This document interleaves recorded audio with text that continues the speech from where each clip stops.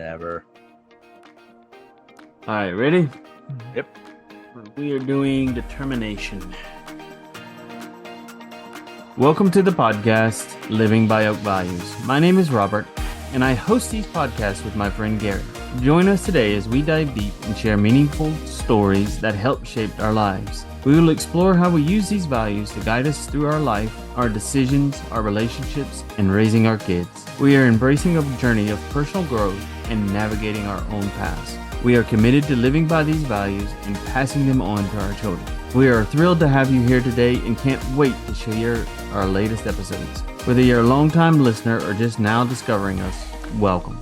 Join our Facebook community, Northman Legacy Crew. Feel free to introduce yourselves in the comments and let us know what topics you're most interested in hearing about. Check us out at northmancoaching.com. Sign up with your email for behind-the-scenes sneak peeks and exciting updates. We hope you enjoyed today's episode. Happy listening. So today's value is determination. Determination is defined as firm or unwavering adherence to one's purpose. Determination is a very important value for several key reasons.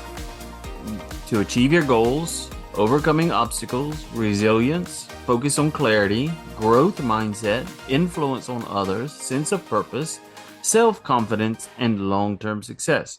Determination is critical because it drives individuals to pursue their goals, overcoming the challenges, develops resistance, and ultimately leading to a personal growth and success.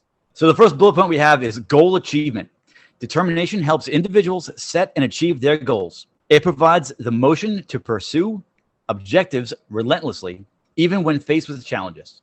So Rob, how do you measure your progress within your goals? We have talked about this before. I use real small goals, obtainable every day or stepping stone goals. Because if I just say one long goal, I have a hard time reaching it. But if I can go a little goal here, a little goal here, a little goal here, it's much easier to eventually end up at the long-term goal. Yeah, that actually reminds me of a picture I saw of two guys climbing a ladder, two ladders and two people. And one ladder's got these huge spaces between the rungs, and the other one has got the rungs a lot closer. And the guy with the rungs that are much closer has a much easier time reaching the top because the goals are small. And I think I actually said that in one of my first videos I did when I was hiking last year. I said, small goals lead to big goals. Yes. And big goals lead to confidence or whatever. I don't know what I said anymore, but that's how I'm the same way as you, as I set little goals and accomplish those little goals. And as I accomplish them, I move on to the next one and the next one. And to the person looking in from outside, they would assume that it looks like one giant goal. Anyway, so how do you stay motivated through the process of your little goals? That is actually the hardest part. That is not easy to do. You have to find determination, actually. You have to come up with a reason to keep going. So what's your reason? My ultimate reason is I want to be a better man than I was yesterday. That's beautiful. That is beautiful. That is my overall goal. But each day I have to improve myself a little bit each day. And I may fail at it, but I keep. How about you, brother? I think just the first thing, looking back and seeing the progress motivates me. And then we talked about it in a previous podcast, but I mean, you motivate me, man. When I talk to you about what's going on or what the next step is, no matter how tired or burnt out I am, you seem to have the answer that fires me back up. So I would say between talking to you and looking at the path that I've already come, then that's what motivates me. That's what keeps me moving along. So you're bringing us to our next bullet point, overcoming obstacles. And part of that is determined individuals are more likely to overcome obstacles and setbacks. They view the difficulties as temporarily and are willing to find solutions rather than giving up. What has been a common obstacle so far in your life? I don't want to go back to what I've been talking about in every podcast. What has been a common obstacle for you this year? Time. Finding time. Balancing it all out. For this year, that's my biggest obstacle. I think my biggest obstacle in life, and we talked about that in previous podcasts, is I find something that I love to do and I get burnt out and I stop. This venture that I'm on, that we're on, I feel like this is my true calling. I don't see giving up. I honestly, since I've started this work, I haven't given up on anything really. So I don't know that I'll be giving up on this or anything, unless it just doesn't suit me anymore. What are your biggest setbacks, would you say, or obstacles? I am not a person that was very good with money.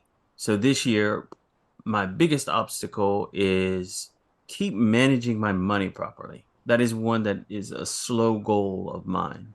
It's in the back of my head a lot more often, is that I need to do a better job. I need to do a better job. And I do a better job each day. So I'm not where I want to be. Where do you want to be? I want to be pretty proficient in having a nice nest egg by the time I retire, so where I don't have to worry about money. But I don't think that's going to be in my future at the moment, because I constantly worry about money, and it's mainly because I just got a lot going on. I need to learn how to budget better. Is that a scarcity mindset? I just know I need to know how to budget better. Plan for the future better. Yeah. Gotcha. I mean, I've never been great with budgeting. I do budget. I don't have any money. I don't want to jinx this, but I feel like when I need money, I work and I get it. Mm-hmm. And then I save, I have my nest egg, and then, stuff goes sideways and blow the nest egg. And I got to tighten the belt, I guess. I try not to worry about it too much. Mm-hmm. I feel like while I'm young, I can always go do something to make more if I have to, I suppose. I do have a quote for everybody here today. Quote is, "Don't be afraid to give up the good to go for the great." And that's John D. Rockefeller said that. Well, I knew he knows how to handle money. So definitely don't be afraid to give up the good to go for the great is definitely taking risk. So absolutely. Have you ever given up the good and not gotten the great in return? Yes. But how does that feel? It sucks. Oh, okay. Yeah. I hear you. I've done it many times. The determination is like, get up and try again. And that's what really makes this value important. Yes, I agree. Yeah, I've given up the good and gotten a pile of dung, and I get mad for a minute, I suppose, or upset, but you just realize you made a mistake, you get back on your feet, and you try again. Do a little more research on what this great thing is. But so next bullet point is resilience. Determination fosters resilience. It empowers individuals to bounce back from failures and keep moving forward, which is essential for long-term success. I agree with it. Yeah. I agree. That is almost what determination is in a nutshell. Yes. I think if we have if we have any regular listeners that have listened to this one and the one prior to this one and before that, resilience has come up in almost every value, I feel like. Lately it has, for sure. So we've asked questions, we've answered the questions. So this is just, we have no questions. We're just going to say that it's important to be resilient when being determined. Yeah. Because if you're not resilient, obviously you're not really determined, because you're just going to give up. The next bullet point is focus and clarity.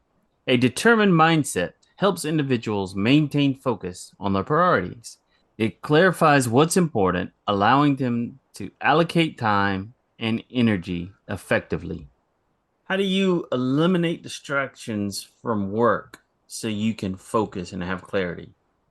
Well, this is actually easy for me now because I don't take my job home with me. So when I'm done work, like I said in a previous podcast, that I allocate time for everything I want to do. So I allocate time for coaching, for the podcast, for the post office job, for my daughter. I'm so thankful that I actually have 36 hours in one day versus 24 like everybody else. That's a joke. But I have to allocate and schedule time and block time off, and that's the only way that I can deal with distractions. I have found as I got older that I am not as multitask as I used to be. So I have to focus on what I'm doing, and everything else gets kind of put to the side. An example is when I'm working on the Model T, I focus on working on the Model T. And I could be having a conversation with you or my girlfriend, but I don't give you or my girlfriend or whoever the proper amount of time. And I can't truly focus on working on the Model T because I'm having a conversation with you at the same time. So a lot of times I will stop working on the Model T and have a intense, focused conversation with you or girlfriend or brother or whoever. Or I'll tell girlfriend, say, hey, listen, I'll get back to you because I need to work on this Model T and get this done out of my head so I can focus on it and get it done the way I want it and put 100% effort in it. And I'll call you back when I can give you a distraction-free focus. And how does she deal with that? At first, she didn't like it, but it almost became like a requirement. So I guess it is more like a boundary. It's a boundary, yeah. Sure. In the relationship where I need to focus on something simple is I need to focus. So yeah. You know, it's funny, along those lines, back when I first started this work, my first serious relationship after my divorce, I was living with a roommate, and my condo is very small, and you can hear everything. So when I talked to my girlfriend, I would always it would always be on the way home from work, or if I went for a walk, whatever. She had gotten so mad one day. She says, "I'm just your phone call and your ride home from work. That's all I am." I was like, "Listen, I want to give you my devotion, my time. I can hear you and I can understand you and actually listen to you while I'm on my way home. Once I get home, it's too loud and I cannot hear you. And it's too much going on for me to focus on you. So by me calling you when I leave work every day, that's me giving you the quality time that I have, to hear you, to understand and listen to you." And she just didn't get that. Mm-hmm. And we broke up, but I guess it's for the better. I mean, if you don't get that, but there wasn't anything else that I could do, in my opinion, to switch things around. So why don't you read us that quote there, Mr. Rob? All right. And the quote we have is, only put off until tomorrow what you are willing to die having left undone, by Pablo Picasso. So what are you willing to put off until tomorrow? Honest to truth, I have a lot of things that I need to get done that I have to put off till tomorrow. Okay. So, it's funny that reading that quote, I don't really know, because only put off the things that until tomorrow that you're willing to die having left undone. I mean, that's everything in my life, I guess. I mean, there's only so many hours in a day. Mm-hmm. And, like my plate is full. Like I said, between my daughter, the podcasting, the coaching, the mailman job, like there's no time for everything, to not be putting things off. So I know that if I died tonight in my sleep, that there would be a lot of stuff undone. But everybody that knows me knows that I put my all into everything. And that's I have no other options except for making my days longer, which they can't be any longer. Yeah. But that gets to the next bullet point, which is growth mindset. Determination encourages a growth mindset where individuals believe in their ability to improve through effort and learning. The mindset fosters continuous personal and professional development. So, Rob, what are some strategies that you use to shift yourself from a fixed mindset to a growth mindset? Well, I have started working on my personal growth by reading a lot more books, talking to other people, starting these discussions. And in my professional development, I go online and start doing classes, and I don't necessarily use all the skill sets that I learn about, but I just learn it sometimes just because I have the time at work to learn a different skill set. But to keep growing, it's hard to find people that want to keep growing, keep learning, even in personal and in professional. It's hard because they get relaxed, lackadaisical, etc., etc. Find that comfort zone. Yeah, in a comfort zone. Exactly. How about you? I had to really think about the answer to this question, because I think the practical strategy that I use, and we've talked about it in other podcasts, and there's another podcast that I just listened to was talking about it, is the comfort zone. Like when I feel comfortable, something's wrong. The only time that I should be comfortable is when I'm on the couch watching TV or laying in bed going to sleep. If it has anything to do with my development or my personal development, whatever, if I get comfortable, something is wrong. And that's the only strategy that I can come up with, but I don't want to feel comfortable. So I real quick on that note, when I first started doing this work, I had started dating this woman, and the same woman we talked about in the last question. And I thought I was done. I was very comfortable in the progress that I've made. And I thought that I was done. There was nothing left to learn. I knew it all. And I quickly learned that I was about as good of boyfriend as I was a husband, and it ended. And I realized that this journey that I'm on never actually ends, and the growth never ends. It's every day, keep learning more and more and more, and you're never done. The moment I thought I was done learning and I knew it all, and everything collapsed again around me. So I know that, and that was definitely not comfortable when it all happens again, like deja vu. So yeah, so I guess my strategy is whenever I feel comfortable, I need to start trying to break free from that comfort to find, a different twist on what I'm doing or whatever to make it exciting or different or uncomfortable, I guess. I had a discussion with somebody one time, and it was once you climb a mountain and you reach to the top and you look out and you see all these other mountains and you've been to Mount Washington, you know how painful that was to climb. Do I ever? What's inside of you to keep climbing these mountains? I don't know. That is part of the determination too, is that sometimes you just don't know that what drives you. It's funny because after Mount Washington, and I'm pretty sure you were in the same boat as me. We were all set. Yeah. And then what did we do a year later? We climbed Mount Mitchell. That's even bigger than Washington. Yeah, that's I don't know why I keep wanting to climb different mountains to the top. I think because I believe it's because I feel comfortable in what just everyday life. That I continue to challenge myself with my development and stuff, but my free time consists of the same thing. It's always surfing, hiking, kayaking, sleeping. So sometimes I want to get out and do something different. And I have never actually climbed any mountain without you. So whenever we see each other, we climb a mountain usually. Except last time my knee was hurt, I think it was. I don't know what it was, but we didn't climb. So why do you keep climbing? Because there's another mountain to climb. Okay. What's your next big mountain, my friend? I know it is, but tell the listeners, what are you doing? Come on, the big one. Kilimanjaro. Mount Kilimanjaro. You're going to Africa, huh? Yeah. You ready? Yep. I'm not going with you. I'm sorry. I'll be busy in the Dominican Republic working on my suntan. Yeah. Well, you're wearing your puffy frostbite coat. I'll be wearing my sandals. Yes. So the joke for today. Did you hear the one about the baker who dominated the pastry competition through determination and superior sugar content? I did not. He went in all buns glazing. That's good. Like all guns blazing, but this is buns and glazing. I like glazed buns. Should we give another shout out to our place over here in Providence? Need donuts. Dun, dun, dun. That brings us to our next bullet point, which is influence on or over others. Determined individuals can inspire those around them.